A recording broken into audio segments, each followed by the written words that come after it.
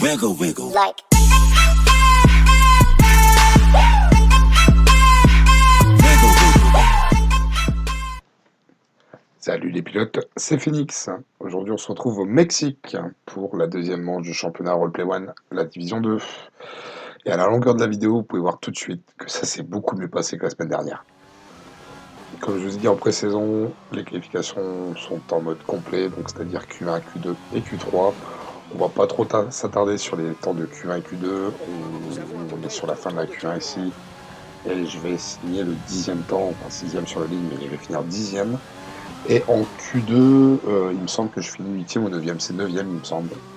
Et on est assuré de pouvoir partir dans le top 10. C'était le premier objectif, apparaît ce qui s'est passé la semaine dernière en Australie et des problèmes de pédalier. À noter quand même dans cette Q2 une énorme frayeur qui aurait pu me coûter très cher pour la participation en Q3.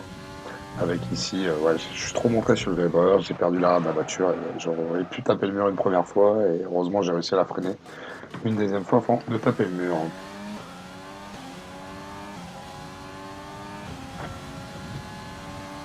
On est parti pour un tour complet ici sur le circuit du Mexique, avec malheureusement ce premier tour qui est fait avec des pneus usés. Erreur de ma part, j'ai choisi le mélange intermédiaire où vous avez 3 jeux de pneus soft et un jeu de pneus médium. Et malheureusement dans cette division c'est très compliqué de pouvoir passer avec des médiums, on est tous en une seconde et demie, enfin du moins les 15 premiers. Donc ça joue vraiment en détail, surtout sur un circuit où la pole tourne en une 13,5 et une 14. Vous n'avez pas le droit à l'erreur. Malheureusement la Swoosh a fait les frais un peu, je sais pas si c'est dû au fait qu'il ait fait sa Q1 en pneu médium ou s'il s'est loupé, mais malheureusement pour lui il s'est retrouvé 18ème alors que c'est le grand favori de la division. Donc oui, c'est compliqué à gérer. On arrive au début du troisième secteur avec ce magnifique passage dans le stadium. Snika qui prend la pole provisoire, on attaque bien les vibreurs et nous notre objectif c'était de rentrer dans le top 5. Et malheureusement comme je vous ai dit, premier tour avec des pneus usés et mon deuxième tour, je me suis loupé, je suis sorti un peu trop large et malheureusement tour annulé. Le troisième temps sur la ligne mais on partira le 8ème. On perd pas de temps, on est sur la fin du tour de mise en grille et on va se retrouver donc à l'extinction des feux.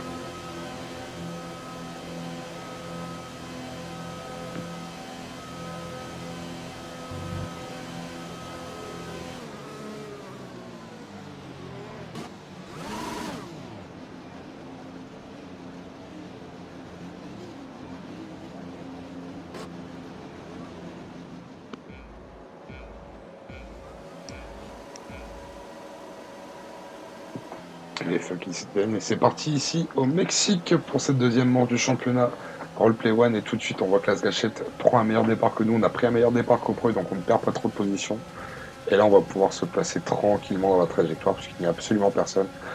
Ne pas prendre de risques ici, on freine bientôt derrière, il n'y a pas de problème, attention à la Gâchette qui aurait pu partir en tête à queue. On va se faire attaquer ici par l'extérieur par le pilote Williams, il va passer et on va rester tranquillement dans notre rythme et rentrer dans cette course. Malheureusement, on a perdu une position sur notre position de départ. On va se montrer dans les rétros tranquillement. Malheureusement, le pilote Williams qui va bien défendre ici, il va vous envoyer sur l'extérieur. On est toujours bien prudent. Si se loupe, on va peut-être pouvoir récupérer cette position. Malheureusement, c'est compliqué de réaccélérer alors que lui, il est déjà en ligne droite. Et donc, on se retrouve en 9ème position. Asgachet, il a un peu de difficulté sur le début de ce deuxième secteur. Et va falloir rester dans ce rythme pour pouvoir espérer quelque chose par la suite. L'attaque du pilote Williams ici sur la Gâchette. Ça passe pas, on va peut-être tenter. Il nous a pas vu, il nous ferme la porte. Heureusement, on a été attentif. Pas de casse d'aileron, attention derrière à Oproy qui nous attaque aussi. Et on va finir donc le premier tour de cette course qui en compte 36. Très longue course. À la 9ème position. Avec tout de suite un long train qui se décide. Et ce que je vous disais tout à l'heure, c'est que c'est vraiment très serré entre tous les pilotes de la division. Il y en a 2 ou 3 qui sont vraiment au-dessus du lot, mais le reste, on est vraiment en une seconde, même pas sur un tour. Et je vous en parlais tout à l'heure, la souche qui est déjà à la 10e position, il partait 18e, rappelez-vous bien.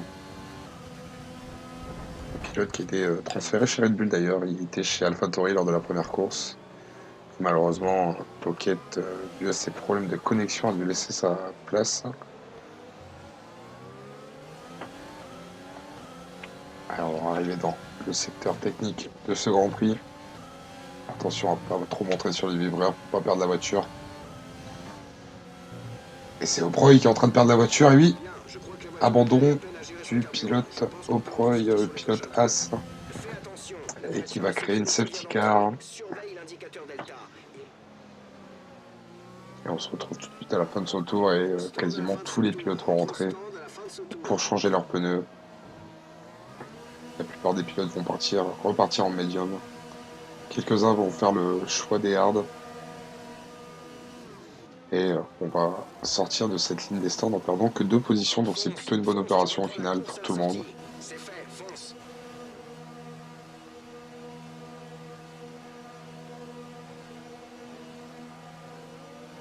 On va encore faire un arrêt. Il nous reste encore un arrêt aujourd'hui selon notre stratégie.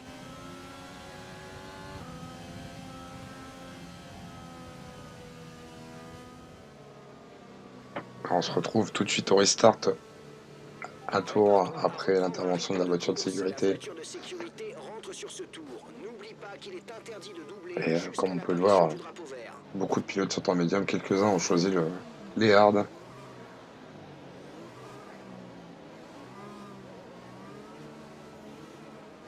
Il va pas falloir se faire surprendre au restart, attention ici. On a un replay qui est parti complètement à l'extérieur et on est obligé de se placer d'une manière particulière pour le virage suivant. On se loupe complètement. La réaccélération de tension, on met un peu trop de RS au départ. Et la souche qui va en profiter. Et ça va être l'occasion pour moi de vous donner un conseil. Il y a certaines batailles qui ne valent pas la peine de se battre. Si vous êtes conscient de vos capacités et des capacités de vos adversaires, vous saurez à quel moment il faut laisser passer un adversaire. Là, c'est vrai que je l'ai un peu mal géré. Je me retrouve dans une situation compliquée par rapport à Yanis, mais il n'y a aucun intérêt pour moi de me battre avec la souche aujourd'hui. Je sais que je suis en difficulté sur le circuit. Je connais ses chronos, il tourne quasiment une seconde plus rapide que moi, ça sert absolument à rien. Attention, Yanis désormais qui va en profiter. Il a pris l'avantage sur moi. En plus, il prolonge son freinage, il m'enroule parfaitement. Et c'est un super manœuvre de la part de Yanis. On se retrouve désormais en 2e position, mais malheureusement pour lui, il a une pénalité de 3 secondes.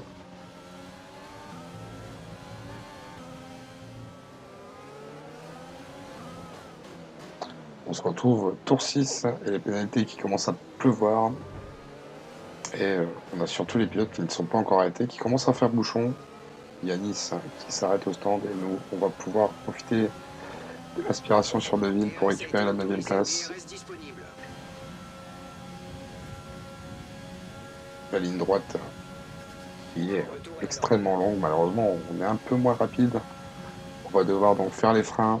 Je freine légèrement plus tard et Deville qui ne prend pas de risque et qui lâche la bataille tout de suite. On ressort plutôt bien et on va pouvoir garder cette 9e position.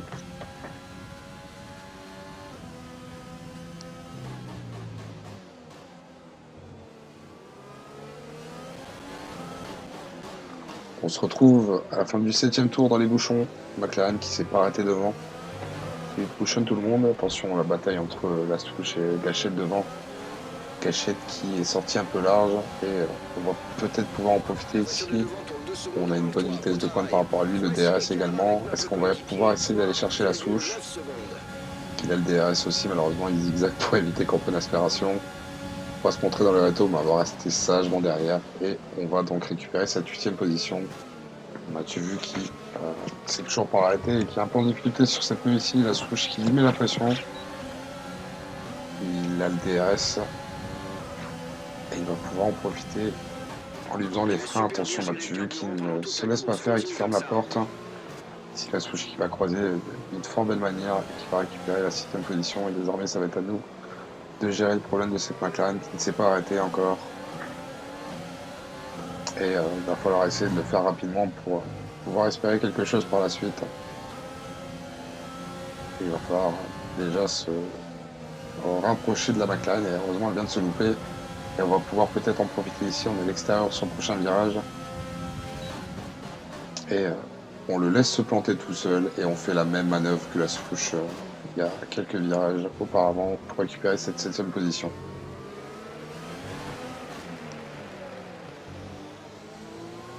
Alors, on va se retrouver désormais au 12e tour. On a avancé un peu dans la course. Peu d'action, mis à part beaucoup de pilotes qui sont ratés. Donc on se retrouve en 2e position et on se retrouve en bataille avec le pilote Racing Point, Amande, qui va nous mettre la pression ici avec ses pneus soft. On va le tasser légèrement sur l'extérieur pour essayer de défendre. Malheureusement, petit contact, on arrive à garder cette position pour le moment, on lui laisse l'extérieur. Malheureusement, il sera à l'intérieur pour le prochain virage. Et je me suis un peu loupé en regardant derrière et il va pouvoir en profiter, récupérer cette 2e position. Même si ici on fait un peu de résistance. Mais malheureusement, ma accélération n'est pas suffisante par rapport au pilote Racing Point. On va essayer quand même de se monter dans le rétro. Mais ça suffira pas et on va sagement revenir derrière, sachant que en plus je suis en fin de relais. Je vais en profiter au passage pour faire un big up à Alex, mon directeur d'écurie. Cyril Abitbull du Roleplay One, qui m'a grandement aidé hier soir sur la stratégie, notamment sur le moment où je m'arrêtais. J'avais un 12 entre le 19e et le 22e tour. Et il m'a permis de calculer là où je ressortirais. Donc voilà, gros big up à lui. Et donc oui, donc là clairement je ressortirai juste derrière mon coéquipier. Et mon coéquipier va s'arrêter lui fin du tour 20, donc gestion parfaite de sa part. Fin de notre stratégie pour les stands. Tâche de conserver ces gommes jusqu'au bout.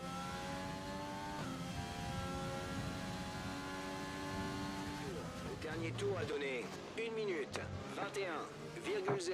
Alors, on se retrouve tour 22. Derrière le pilote Mercedes Niklas qui est en pneu hard et il va falloir le dépasser rapidement parce que devant on a Amande avec le pilote qu'on était en bataille tout à l'heure qui a 9 secondes de pénalité et il va pas falloir le laisser partir clairement si on veut récupérer une position par rapport à ces pénalités, surtout ne pas en prendre de notre côté. Et clairement on voit qu'on perd énormément de temps derrière Niklas qui a des pneus très usés. On perd encore une fois énormément de temps, on est obligé de ralentir dans cet enchaînement qui se passe quasiment à fond. Devant Amand qui dépasse le zèbre. Un pilote qui ne s'est pas encore arrêté une deuxième fois. Et encore une fois, il ne va pas falloir perdre de temps si on ne veut pas voir Amand s'envoler. Et clairement, on perd l'avantage de ces 9 secondes de pénalité qu'il a.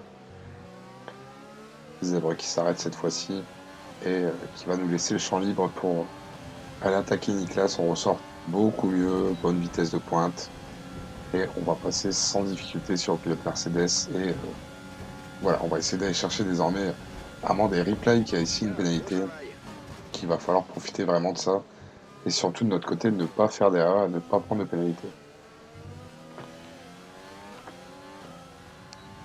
On va faire un saut de 13 tours pour se retrouver en fin de course. S'il ne s'est absolument rien passé, je me suis retrouvé dans un no man's land où je me suis rapproché à peu près une seconde de Replay, mais malheureusement les pneus commençant à se fatiguer, j'ai pas réussi à l'attaquer. Et comme vous pouvez le voir, on est le seul pilote avec Vinboy à ne pas avoir pris de pénalité et on va pouvoir gagner 2 positions grâce à cela et faire donc un pied de podium pour la première course finie de cette saison. 4e position, c'est un excellent résultat pour nous. Le podium, donc avec Vinboy qui remporte cette course, le malheureux de la semaine dernière en qualification qui se rattrape aujourd'hui. La souche finit 2e avec une remontée exceptionnelle. Il partait 18e, il finit sur la 2e marque du podium. Et Volta qui les accompagne à la 3e position pour la 2e semaine consécutive. Pilote belge qui fait preuve de régularité en début de championnat. Voici le classement final. Malheureusement, notre coéquipier qui finira en dehors des points. On va lui laisser le temps, c'est un jeune pilote. Il faut qu'il découvre aussi l'ambiance compétition. Et je ne fais aucun doute là-dessus de le voir rapidement dans les points, dans les courses à venir. Et le classement à la fin de cette deuxième manche, La Souche qui s'envole avec 44 points, suivi de Vinboy avec 31 points déjà, 13 points d'écart entre le pilote Red Bull et Ferrari. Volta qui confirme sa troisième position avec 30 points. Yanis est quatrième avec 18 points. On se retrouve cinquième avec 12 points. Et derrière, on voit que le classement est très resserré et que la saison va être très intéressante. Et au niveau des constructeurs, on voit aussi une bataille très intéressante entre quatre équipes qui se tiennent en 8 points, Alfa Romeo, AlphaTauri, Ferrari et Red Bull. Malheureusement, de notre côté, on n'est qu'en sixième position, donc il va falloir peut-être un peu se bouger si on veut rattraper le peloton de devant. En tout cas, ça sera tout pour moi aujourd'hui. Je vous donne rendez-vous la semaine prochaine pour le Grand Prix d'Autriche en espérant un aussi bon résultat. Bonne semaine à tous.